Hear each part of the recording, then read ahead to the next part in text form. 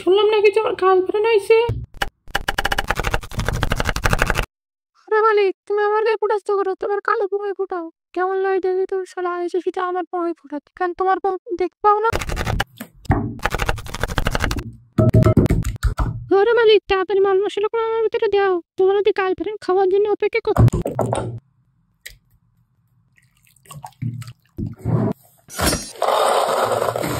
আরে মালিক, আমি কিন্তু চিপ। আচ্ছা মালিক, আমার ফুলকপি তো বলতে দেবো নাকি?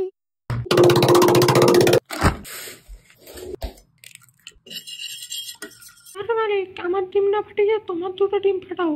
ফাটে যাবেন ঘুরতাও, দেখি কেমন লাগে।